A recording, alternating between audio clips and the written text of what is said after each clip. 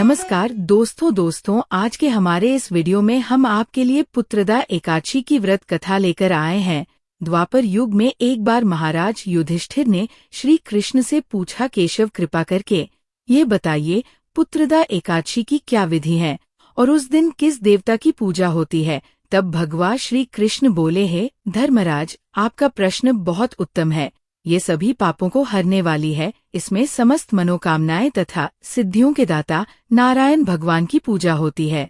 इस समस्त संसार में पुत्रदा एकादशी के समान दूसरा कोई व्रत नहीं है। पुत्रदा का अर्थ है पुत्र देने वाली, अर्थात ये व्रत निसंतान लोगों को संतान प्रदान करने वाला है। हे राजन, अब मैं आपको पुत्रदा एकादशी के महत्व से जुड़ी एक कथा सुनाता हूँ। ध्यान पूर्वक सुने। एक समय भद्रावती नामक नगरी में सुकेतुमान नामक राजा राज्य करता था। उसकी पत्नी का नाम शव्य था। राजा के पास धन, वैभव, राज्य आदि किसी प्रकार की कोई कमी नहीं थी, परंतु उसके कोई संतान नहीं थी। इस कारण राजा और उसकी पत्नी दोनों चिंतित रहते थे। राजा ये सोचकर चिंतित रहते थे कि हमारे लिए पिंडदान कौन करेगा। बिना पुत्र के पितरों और देवताओं का ऋण मैं कैसे चुकाऊंगा। अवश्य ही मैंने पिछले जन्म में कोई बुरे कर्म किए होंगे, इसलिए मेरे पुत्र नहीं है। राजा को इस प्रकार चिंता में डूबा देख रानी शव्य भी हर समय चिंतित रहती थी। एक दिन राजा चिंता में इतने मगन हो गए कि उन्होंने अपने प्राण त्यागने का निश्चय किया, परंतु आत्मघाती को महापाप समझकर वो अपना अश्व लेकर सोच विचार में डूबे हुए जंगल की ओर चले गए। वहां अनेकों प्रकार के पक्षियों और पेड़ पौधों को देखते हुए राजा आगे चलते जा रहे थे।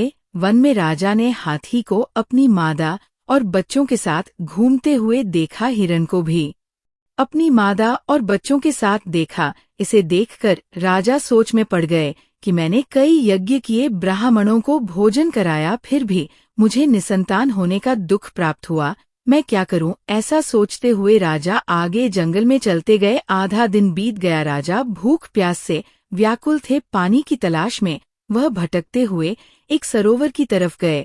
उस सरोवर में कमल पुष्प खिले हुए थे तथा बतख विहार कर रही थी। राजा ने नजर घुमाकर देखा तो सरोवर की एक ओर मुनियों का आश्रम बना हुआ था। उसी समय राजा के दाएं अंग फड़कने लगे। राजा ने इसे शुभ संकेत समझा और घोड़ ऐसे उतरक उन ऋषियों के आश्रम में गए। आश्रम में पहुंचकर राजा ने ऋषियों को प्रणाम किया और वहां बैठ गए। राजा को देख मुनियों ने पूछा, है राजन, आपकी क्या इच्छा है? राजा ने पूछा, महाराज, आप कौन हैं और यहाँ किस लिए आए हैं? कृपा कर मुझे बताएं।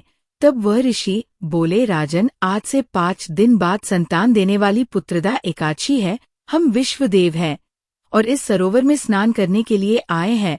ये सुनकर राजा बोला, है महाराज, मेरे कोई संतान नहीं है। यदि आप मुझसे प्रसन्न हैं तो मुझे पुत्र प्राप्ति का वरदान दें।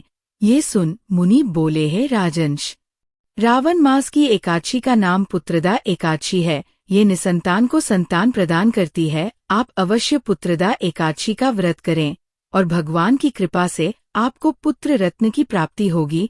मुनि के वचनों को सुनकर राजा को संतोष हुआ और उसने महल में जाकर रानी शव्य को सारी बात बता दी।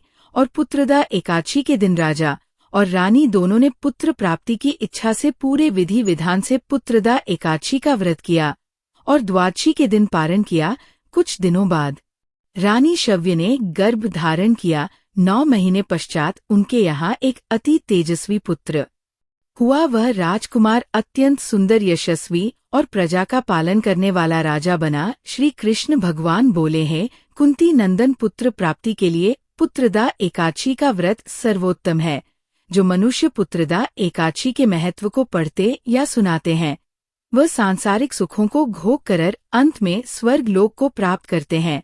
पुत्रदा एकादशी का व्रत करने वाले व्यक्ति को सुबह जल्दी उठकर स्नानादि से निवृत्त होकर संतान प्राप्ति के लिए पति पत्नी दोनों को स्नान के पश्चात पूरे विधि विधान से श्री हरि नारायण की पूजा करनी चाहिए। इसके साथ पुत्रदा एकादशी की कथा सुननी चाहिए और आरती करनी चाहिए है। भगवान नारायण इस कथा को कहते सुनते और हुकार भरते सब पर कृपा करिए, सबकी मनोकामना पूर्ण करिए। जय श्री हरि नारायण। दोस्तों, ये थी आज की जानकारी अगर वीडियो पसंद आई हो तो लाइक करें और चैनल को सब्सक्राइब जरूर करें।